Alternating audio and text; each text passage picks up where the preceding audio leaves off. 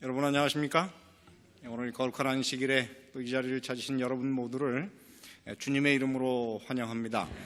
이제 우리가 짧은 시간 남았지만은 우리가 오늘 말씀을 함께 나누도록 하겠습니다. 여러분, 자비로운 대제사장 혹은 긍휼에 가득 찬 그런 대제사장, 이런 제목으로 제가 말씀을 드리겠습니다. 여러분 다 같이 히브리서 5장 1절부터 10절 이 말씀을 제가 여러분들에게 읽어드리도록 하겠습니다. 자, 이 말씀이 제가 한 주일을 연구했는데 제가 옛날에 로마서를 공부할 때나 요한복음을 공부할 때는 이렇게 시간을 많이 바치지 않았는데 이 히브리서를 공부하면서는 굉장히 어렵다고 느낍니다. 일주일 동안 열심히 준비했지만 참 힘들다, 그런 생각을 합니다. 그래서 여러분 이 말씀을 이제 한 번 공부하고 다음에 또 공부할 때는 훨씬 쉬워질 것입니다. 저도 히브리서를 이렇게 집중적으로 공부하는 것은 처음이기 때문에 아주 제게 참 좋기도 하고 어렵기도 한 그런 시간입니다. 여러분들에게 이 시간이 복된 시간이 되기를 바랍니다. 히브리서 5장 1절부터 10절, 대제사장마다 어디 가운데에서? 사람 가운데에서 취한 자이므로 하나님께 속한 일에 누구를 위해서? 사람을 위해서 예물과 속죄하는 제사를 드리게 하나니 저가 어떻고 무식하고 미혹한 누구예요? 사람, 그죠? 우리를 능히 어떻습니까? 용납할 수 있는 것은 자기도 어떻게 하기 때문에 연약에 쌓여 있음이니라. 이러므로 백성을 위하여 속죄제를 드림과 같이 또한 자기를 위하여 드리는 것이 마땅하니라. 이 존귀는 아무나 스스로 취하지 못하고 오직 누구와 같이? 아론과 같이 어떻게 해야 됩니까? 하나님의 부르심을 입은 자라야 할 것이니라. 또한 이와 같이 그리스도께서 대제사장 되심도 스스로 영광을 취하심이 아니요 오직 말씀하신 이가 저더러 이르시되 너는 내 아들이니 오늘날 내가 너를 낳았다 하셨고, 또한 이와 같이 다른 데 말씀하시되 내가 영원히 멜기세덱의 반차를 쫓는 제사장이라 하셨으니 그는 육체에 계실 때에 자기를 죽음에서 능히 구원하실 이에게 심한 통곡과 눈물로 간구와 소원을 올렸고 그의 경외하심을 인하여 들으심을 얻었느니라. 그가 아들이시라도 받으신 고난으로 순종함을 배워서 온전하게 되었은즉 자기를 순종하는 모든 자에게 영원한 구원의 무엇이 되시고 근원이 되시고. 이 9절이 참 중요한 말씀이에요. 사실 8절부터가 참 중요해요. 그가 아들이시라도 받으신 고난으로 무엇을 배웠습니까? 순종함. 예수님도 뭘 배우셨어요? 순종을 배우셨어요. 우리도 순종을 배워야 됩니다. 그리고 순종을 배워서 그가 어떻게 되었습니까? 온전하게 됐어요. 참 이게 어려운 얘기입니다. 예수님이 그럼 뭔가 부족했다는 얘기인가? 오늘은 제가 다 시간이 없어서 이 얘기를 할 수는 없어요. 그러나 굉장히 중요한 부분이에요. 온전하게 되었은즉 자기를 순종하는 모든 자에게 영원한 구원의 근원이 되시고 하나님께 멜기세덱의 반차를 쫓은 대제사장이라 칭함을 받았느니라. 이 히브리서 5장에 나와 있는 이 내용을 어떻게 요약하면 좋을까? 제가 밤새도록 연구해 봤는데 이거를 요약하는 이 세 가지 명제가 바로 그 4장 마지막에 들어있구나 하는 걸 발견하게 됐어요. 그래서 4장 마지막인 4장 14절부터 4장 16절입니다. 잘못 적혔어요. 4장 16절까지를 읽어보면 여기 세 가지 이 5장을 요약하는 중요한 명제가 여기 들어있습니다. 첫째는 그러므로 우리에게 어떤 제사장이 있습니까? 큰 제사장이 있어요. 이 큰 제사장이라고 하는 말이 오늘 이곳에 보면 굉장히 존귀한 그런 직책이에요. 그래서 승천하신 자 곧 하나님의 아들 누구시라? 예수시라. 우리에게 있는 대제사장은 큰 제사장, 승천하신 하나님의 아들이신 그런 대제사장입니다. 두 번째, 우리에게 있는 대제사장은 우리의 무엇을? 연약함. 아까 5장 2절에 보면 연약함을 어떻게 해요? 그도 연약함에 쌓여있기 때문에 우리를 어떻게 해요? 우리의 무식함과 미혹함을 능히 감당할 수 있다는 데 여기 보면 그 똑같은 연약함은 어떻습니까? 체휼하지 아니하는 자가 아니요. 참 어려운 일. 아니하는 자가 아니요. 모든 일에 우리와 한결같이 뭘 받았습니까? 시험을 받은 자로되 죄는 없으시니라. 이 두 번째 내용이에요. 그 다음에 세 번째, 그러므로 우리가 무엇을 받고 긍휼하심을 받고 때를 따라 돕는 은혜를 얻기 위하여 은혜의 보좌 앞에 담대히 자신은 기도를 통해서, 이 배경을 제가 이따 설명드리겠습니다만은, 은혜의 보좌 앞에 가서 무엇을 얻기 위해서 때를 따라 돕는, 우리의 가장 적절한 시간에 하나님의 도움을 얻기 위해서, 그 은혜를 받기 위해서 은혜의 보좌 앞에 무엇으로 나가요? 기도로 어떻게 해요? 담대히 나아갈 것이니라. 그렇게 오늘 여기서 이야기를 해주고 있습니다. 그래서 이 세 가지의 요점을 오늘 이 시간에 저희가 이제 하나씩 여러분들에게 공부를 한번 해보도록 하겠습니다. 자, 여기 세 번째. 첫째, 예수님은 어떤 분이십니까? 큰 제사장이고 승천하신 하나님의 아들이시고, 두 번째, 그는 우리의 모든 연약함을 어떻게 아세요? 경험으로 아시는 예수님. 그 다음에 세 번째, 긍휼하심과 때를 따라 돕는 은혜를 얻기 위해서 기도로 은혜의 보좌 앞에 어떻게 해요? 담대히 나가야 된다 하는 얘기입니다. 자, 그래서 이 말씀을 기초로 해서 5장을 한번 우리가 분석을 해보도록 하겠습니다. 자, 여기 보면은 우리에게 어떤 제사장이 있습니까? 큰 제사장이 있어요. 이 큰이라고 하는 단어가 헬라어로 보면은 메가스. 이 메가라고 하는 단어가 여러분 어디에 사용됩니까? 예, 아틀란타에 가면 무슨 마트가 있습니까? 메가마트가 있어요. 메가마트. 이 메가라고 하는 것이 무엇입니까? 큰, 영어로 해서 Great Chief Priest. 그래서 이 제사장 자체가, 대제사장은 어떤 제사장입니까? 제사장 중에 으뜸이 되는 chief예요. 그런데 그 앞에다 무엇을 썼어요? 메가라고 하는 단어를 썼어요. 그런데 이 메가라고 하는 단어는 사실 그 문서를 보면 굉장히 이게 아주 큰 단어입니다. 왜냐하면 여러분 1톤에 1000배가 되는 것을 우리가 뭐라고 불러요? 잘 몰라요. 근데 여러분 그러면 1메가톤 그러면 얼마나 되는지 아십니까? 1메가톤 그러면 얼마예요? 저는 그게 1000톤인 줄 알았는데 이 메가톤 그러면 얼마예요? 100만 톤이라고 해요. 100만 톤. 그래서 이 메가라고 하는 게 그냥 커지는 게 아니라 두 단위를 뛰어넘는 굉장히 큰 단어. 그래서 여기서 Great Mega Chief Priest 그러면은 그 뜻이 굉장히 높아진 그런 의미입니다. 그래서 여러분 100만 톤의 화약이 한번 폭발하면 어떻게 될까요? 예, 여러분 1g의 화약이 폭발하는데 거기서 발생하는 열량이 얼마인 줄 아십니까? 약 1100칼로리가 된다고 해요. 그러니까 1g에 1100칼로리니까 여러분 1메가톤이면 어떻습니까? 그것의 몇 배예요? 약 10억 배. 10억 배의 그 힘이 1메가톤이에요. 그러므로 예수님은 큰 대제사장이라고 하면은 그건 그냥 큰 것이 아니에요. 더 이상 비교할 수 없는 하나님께서 지명하신 모든 직책 중에서 어떤 직책이에요? 가장 높고 가장 영예가 있는 그 직책이 바로 여기서 말하는 Great Chief Priest 그런 뜻입니다. 그래서 이 뜻은 보통 큰 뜻이 아닌 것입니다. 그래서 히브리서 5장 4절 6절에 보면은 이 대제사장의 직책을 뭐라고 불렀습니까? 이 무엇이라고 했어요? 뭐라고 그랬어요? 존귀는 존귀. 이 존귀라고 하는 것을 영어로 보면 그것을 뭐라고 번역합니까? honor.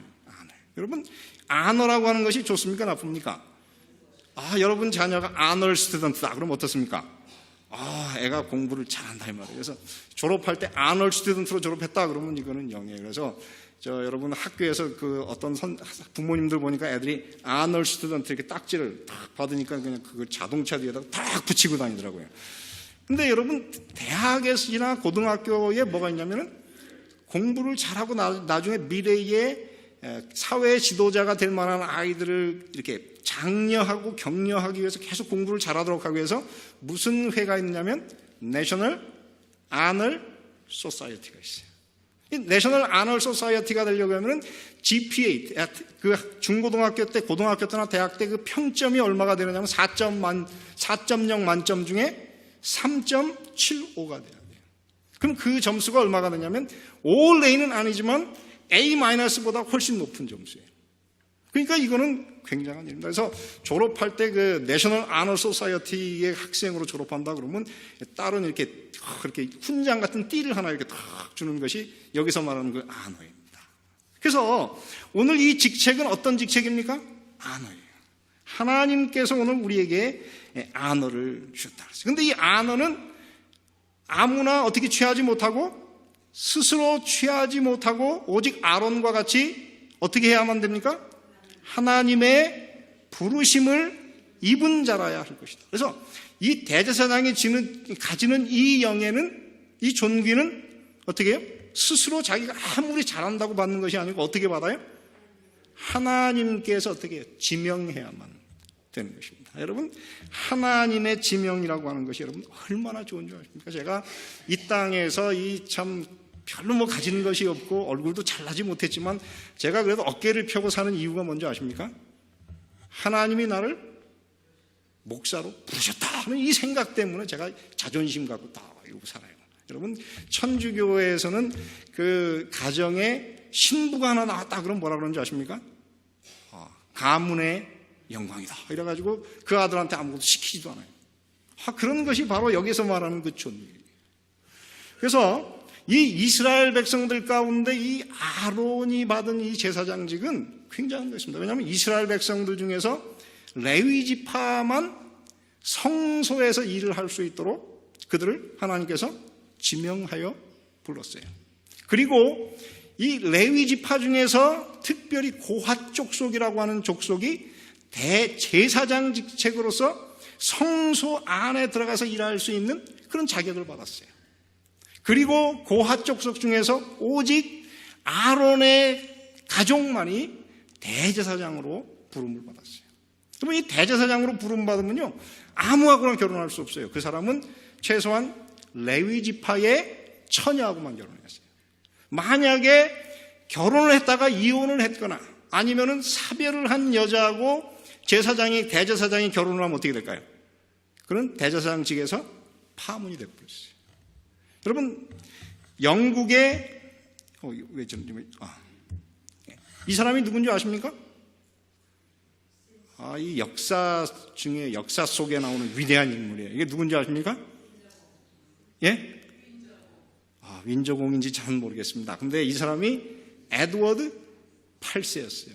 이 사람은 영국에서 총각으로 이제 왕이 됐는데, 왕이 되어가지고 이렇게 살다 보는데 어느 날 미국에 갔다가 미국에서 이혼을 당한 이 부인을 만나요. 그 이름이 뭐라고 그랬나? 여기 보니까 이름이 있습니다. 이름이 길어요. 윌리스 워필드 심슨이라고 하는 여자인데 이 여자를 만나서 사랑에 빠져버렸어요. 근데 여러분, 사람이 한번 사랑에 빠지면 어때요? 못 말려요. 그러니까 여러분, 자식이 혹시 어떤 여자랑 정들기 전에 떼야지 정들고 나면 절대 못 떼요. 그래가지고 이 사람이 한번 딱 정들고 나니까 어떻게 해요? 여러분, 왕의 자리에 올랐지만은 이혼녀하거나 아니면 처녀가 아닌 여자하고 결혼을 하면 어떻게 돼요? 왕의 직책을 버려야 돼요. 그래서 이 사람이 결국은 왕직을 버리고 공작으로서 그의 인생을 살았어요. 여러분, 이거 똑같습니다. 이 처녀가 아닌 레위 지파가 아닌 여자하고 결혼을 하면 어떻게 돼요? 대제사장직에서 내려와야 됐어요. 굉장한 존귀를 가지게 되었습니다. 뿐만 아니라 이 대제사장의 직책은요, 그 이상입니다. 여기 보면은 뭐라 그랬느냐면은, 제가 이 열을 받아가지고 써놓은 중요한 거를 잠깐만 이게 잘 안 보이네. 여기서 보면은 뭐라 그랬냐면은 이 대제사장은요, 자기 형제나 부모가 죽어도 그 시체를 만질 수가 없었어요. 그 다음에 자기 형제가 죽거나 부모가 죽어서 돌아가셔가지고 슬픈 나머지 옷을 찢으면 안 돼요. 그래서 이 대제사장 직책에 오르는 거는요, 영국 왕에 오르는 것보다 훨씬 더 제한 조건이 많았어요. 왜 그렇습니까? 그만큼 존귀한 직책이기 때문에. 그러므로 여러분, 이 대제사장이 물론 자기가 죄가 있기 때문에 그가 자기의 죄를 위해서 속지 않은 제사를 드렸지만은 이 대제사장직은 사실은 어떻습니까? 인간 중에서 하나님께 가장 가까이 나가는 사람으로서 가장 성결한 삶을 매일 유지하고 살아야 됐어요. 그래서 이 직책은 굉장히 중요한 것입니다. 그래서 이 존귀는 뭐라 그랬어요? 아무나 취하지 못하고 어떻게 됩니까? 하나님께서 그를 어떻게 해야만? 부르셔야만 하는 것이라 그렇게 이야기했습니다. 여러분, 오늘 이 자리에 앉은 여러분 모두는 다 왕 같은 뭐예요? 제사장이에요. 하나님의 부름을 받은 거룩한 백성이에요. 그러므로 이 위대한 직책을 여러분 결코 소홀히 여기지 마시게 되기를 바랍니다. 말도 막 섞이네. 자, 그래서 여기 보면은 이제 참 중요한 말씀이 있어요. 자, 여기 보면은 그런데 하나님께서 예수님을 대제사장으로 부른 그 말씀을 무엇을 가지고 얘기했느냐면 두 구약 성경 구절을 인용했어요. 하나는 무엇입니까? 시편 2장 7절에 보면은 너는 내 무엇이니? 여기 까만 글씨 좀 진하게 나온 게 그게 여기 나온 거예요. 이 구약에서 인용된 말씀인데 시편 2장 7절에서 인용된 말씀인데 뭐라 했어요? 너는 내 아들이니 오늘날 내가 너를 낳았다. 그리고 또 하나는 6절에 보면 이와 또한 이와 같이 다른 데 말씀하시되 내가 영원히 멜기세덱의 반차를 쫓는 무엇이라? 제사장이라 하셨다. 자, 이 두 구절을 가지고 썼습니다. 여러분, 저는 시편 110편 4절은 이해가 돼요. 왜냐하면 거기에 보면 너는 영원히 멜기세덱의 반차를 쫓는 제사장이다 그랬으니까 틀림없는 말씀인데 이 앞에 2장 7절은 왜 인용하셨을까? 잘 이해가 안 됐어요. 근데 여러분, 이 또 동일한 말씀이 거의 비슷한 말씀이 어디에 나오는지 아십니까? 히브리서에 어디 나올까요? 이 두 구절은 히브리서에 계속 반복되는데 특별히 이 구절이 나오는 것이 어디냐면은 히브리서 1장에 두 번 나와요. 1장 5절에 보면 내가 내 아들이라고 오늘날 내가 너를 낳았다 그 말을 썼고 그 다음에 시편 110편 4절을 인용하지는 않았지만 히브리서 1장 13절에 보면은 같은 시편 110편에 나오는 1절을 인용했어요. 거기 보면은 내 어느 때의 천사 중 누구에게 내가 내 원수로 내 무엇 되기까지 발등상 되게 하기까지 너는 내 어디에 우편에 앉았어. 그래서 같은 내용이라는 얘기예요. 다시 말해 예수님이 하나님 보좌 우편에 앉은 것과 예수님이 하나님의 제사장이 되셨다는 것은 같은 개념이에요. 자, 그러므로 여러분 하나님의 제사장이 됐다고 하는 것은 무엇입니까? 첫째, 그는 하나님의 무엇이어야 되고 아들이어야 되고 하나님 보좌 우편에 어떻게 해요? 승천하여 앉으신 존귀의 자리에 올라갔다는 그런 의미예요. 그러니까 여러분 제사장, 대제사장이라고 하는 의미는 그냥 우리를 위해서 중보하는 그냥 우리를 위해서 돕는 그런 의미가 아니고 그분은 하나님께서 인간 세계 가운데에서 선택하여 존귀하게 할 수 있는 가장 어떻게 해요? 영광스럽고 비교할 수 없는 제일 높은 위치에 올라갔다고 하는 것을 여러분 아셔야 됩니다. 그래서 저는 이 말씀의 의미가 바로 히브리서 4장 14절에 있는 이 말씀이구나 알았어요. 그러므로 우리에게 무엇이 있으니? 큰 제사장이 있으니 승천하신 자 곧 누구예요? 하나님의 아들 예수시라. 그러므로 이 말씀의 의미가 굉장히 중요한 의미입니다. 여러분, 예수님이 우리를 위해서 대제사장 된 그 자리는요, 인간이 받을 수 있는 그 어떤 존귀보다도 더 높고 더 높으신 위대한 자리예요. 그리고 우리가 그분을 알고 이 땅에서 그분을 나의 제사장으로 모시고 산다고 하는 것은 인간이 가질 수 있는 최고의 영의 자리인 것입니다. 그러므로 여러분 이 땅에서 그 예수를, 우리의 대제사장 그 예수를 우리가 만나시게 되기를 바랍니다. 여러분, 제가 시간이 없어서 다 설명드릴 수 없어요. 제사장은 왜 있습니까? 제사장은 우리에게 때를 따라 돕는 무엇을 주기 위해서? 은혜를 주기 위해서. 여러분, 때를 따라 돕는 은혜가 무엇입니까? 영어로 보면 the timely help. 다시 말해 우리가 어떤 것이 필요한데 그것이 정확하게 필요한 그 시간에 딱 주어질 때 그것을 뭐라 그래요? 때를 따라 돕는 은혜라 그래요. 여러분, 그런 도움을 받아보셨습니까? 여러분, 그런 도움을 많이 받아보셨는지 모르겠지만 제가 어제 한국에 계신 그 한 분한테 지금 시간이 되면 참, 이 책을 제가 선물로 받았습니다. 이 책이 저자가 누군지 아십니까? 남대극.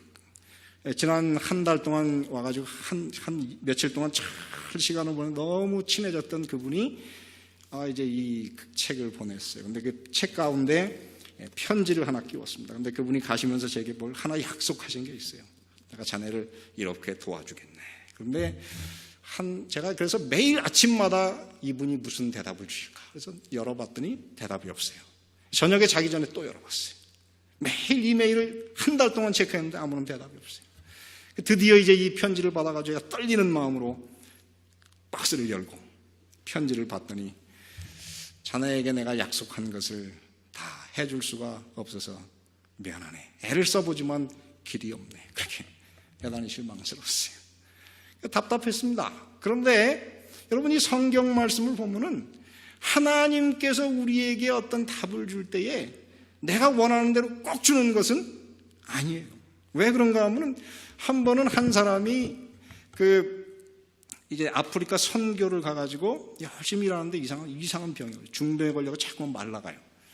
그래가지고 이제 하나님께 하나님 제가 지금 이렇게 되면 제가 죽게 생겼습니다. 그러니까 저를 좀 도와주십시오. 살려주십시오. 간절히 기도했는데 그 기도한 다음에 이제 자기 그 선교지에서 본부에서 자기 월급이 와야 되는데 월급이 안 오는 거예요. 그래서 한 달 동안 먹을 것이 없어서 어떻게 했냐면 그 원주민에게서 보리를 얻어가지고 맨날 보리죽 끓여 먹었대요. 그리고 이제 영양 섭취를 위해서 깡통에 들어있는 그 마지막 분유를 매일 조금씩 넣어가지고 그걸 먹었대요. 그래서 한 달을 그렇게 먹어가지고 나중에 이제 거의 회복이 됐대요. 회복이 됐는데 바로 회복이 딱 되고 났더니 그 월급이 딱 왔대요. 참 이상하다. 내가 진짜 필요할 때 왜 월급이 안 왔을까? 그래가지고 이제 그 일을 잘한 다음에 몇 년 후에 영국으로 돌아와가지고 이분이 이제 한 교회 가서 이렇게 교인들이 모인 것을 간증을 했대요. 근데 간증을 하면서 자기가 이런 일로 인해서 지금 병에 걸려가지고 죽을 뻔했는데 그래서 보리를 먹고 이제 한 달을 살았습니다. 그랬더니 그 얘기를 잘 듣는 한 젊은 아주 잘생긴 한 의사가 굉장히 관심을 갖고 보더래요. 그러더니 끝난 다음에 와가지고 당신의 증상이 혹시 이런 것이었습니까? 그랬더니 맞습니다. 어떻게 아십니까? 그랬더니 사실은 그 병은 치료를 위해서는 그 속에 생긴 그 속병은 보리죽을 먹어야만 낫는 겁니다. 그것도 한 달을 먹어야만 낫는 거래요. 그래가지고 이 사람이 한 달 동안 자기도 모르게 원망하면서 하나님이 나를 버리셨나 그러고 먹었는데 그게 사실은 이 사람에게는 진짜 필요한 하나님의 응답이었어요. 그것이야말로 이 사람에게는 어떤 도움이었습니까? 때를 따라 돕는 하나님의 은혜였습니다. 사랑하는 성도 여러분, 오늘 이 교회를 출석하시면서 여러분은 어떤 하나님을 향한 기도와 소원을 가지고 계십니까?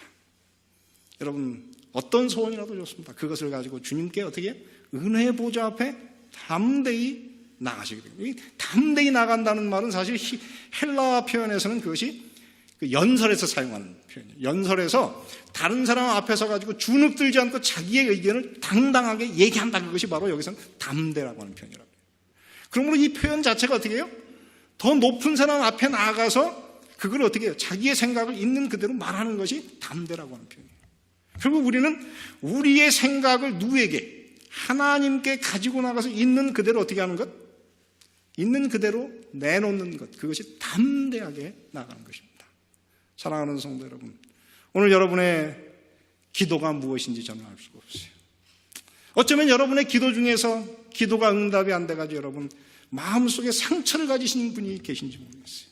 그러나 여러분 근심하지 마십시오. 낭망하지 마십시오.